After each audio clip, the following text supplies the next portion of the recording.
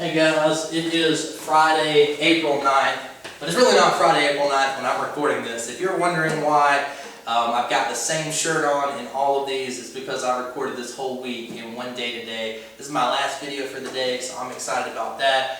Just didn't want you guys thinking that I didn't wash clothes or change clothes at all, so make sure you understand what's going on with that. Friday, April 9th, though, this is actually I'm saying Friday, what am I talking about? This is Thursday, April 9th. Friday you have off. That's Good Friday this week, so I encourage you to definitely make sure you remember what Good Friday is all about. That's the day we celebrate Jesus dying on the cross for us. And even though it sounds like a negative thing, a bad thing, or a solemn thing, without His sacrifice, we would not have forgiveness for our sins. So use some time tomorrow to think about that while you're out of school. I'm glad we don't have any work tomorrow. So page 325 is where I'm starting, at the bottom where it says commas. I hope you guys have your books out and you're with me. Let's do this stuff.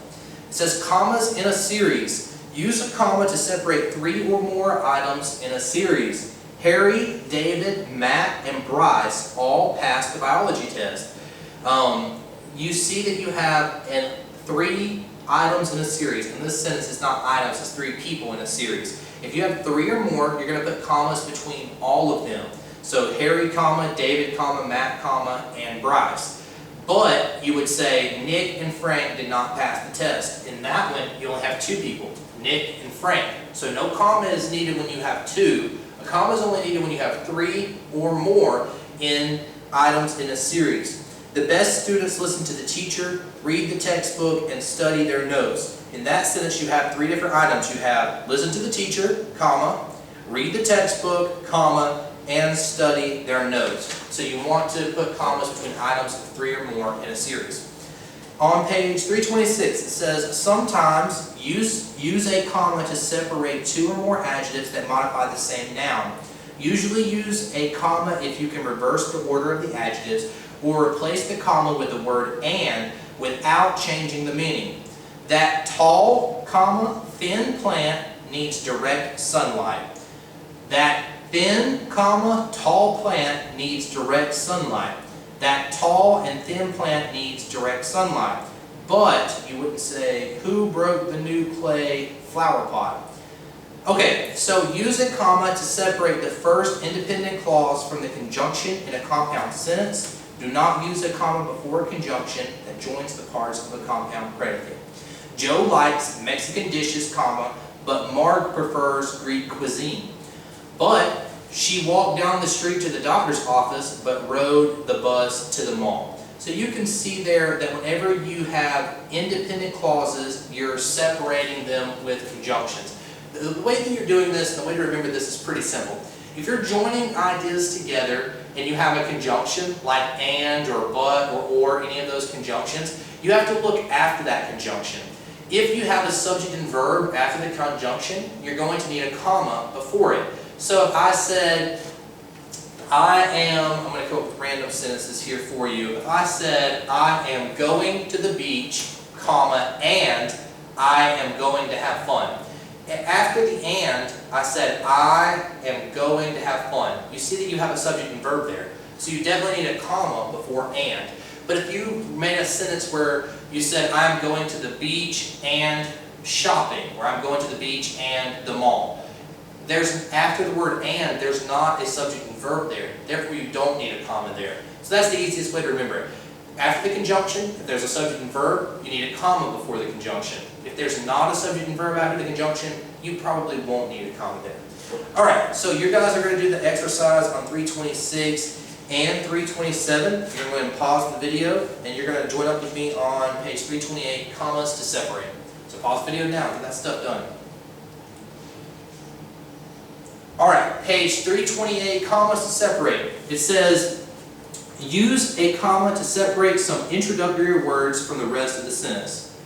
First, comma, I set all the ingredients on the counter. Finally, comma, the cake was ready after 2 long hours. So the introductory words in some sentences, we can set those off by themselves as commas. Use a comma or a pair of commas to separate nouns of direct address from the rest of the sentence. A noun of direct address names the person being spoken to. Aiden, pay attention. After Aiden, I would put a comma there. So anytime you have a noun of direct address, you will put a comma around it. Use a comma to separate a mild interjection from the rest of the sentence. Oh, Holly forgot her car keys. So in that one, oh isn't showing sudden or strong feeling. It's just an interjection that's just telling you, you're kind of like stuttering in that sentence. So we are going to put a comma there. I've also seen people use dashes for things like that. I think grammatically that's okay too. So commas will work also. Take them to her, comma, please. Use a comma or a pair of commas to separate an interrupting phrase that should be left out of the sentence. By the way, comma, Renee and Billy are all-star basketball players. Marcus and Denise, comma, on the other hand, comma, do not like sports at all. So if you have an interrupting phrase like those, you're going to put commas around it or after it if it comes at the beginning of the sentence. Use a comma to separate an introductory dependent clause from the independent clause in a complex sentence. Because her mother coaches a volleyball team, comma, Chris learned the game well.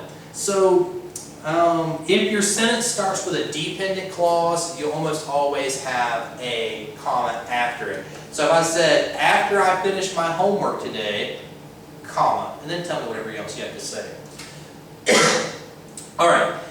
Use a comma to separate a long introductory prepositional phrase from the rest of the sentence. Also use a comma to separate two or more introductory prepositional phrases from the rest of the sentence. Do not use a comma if the phrase is immediately followed by a verb. So during the very stormy day, comma, huge puddles formed in the roads.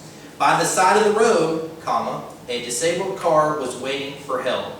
So anytime that your sentence starts with a long prepositional phrase, we could put a comma there just to make sure no one misinterprets the reading of the sentence. And that's really the rule for commas. We use them to make sure people know where to pause in the sentence to make sure they can read it correctly. So you guys are doing the rest of this lesson, which is all the way through page 329. So you guys are finishing those last two parts of this lesson. And that's the rest of your stuff for the whole week, because we're out of school tomorrow on Friday. So you guys have a great weekend. I love you. Message me on the Remind app. If you have any questions, maybe read your book a little bit tomorrow. If you have a chance, or today, definitely read that. Get ready for your book report. Love you guys. Catch you later.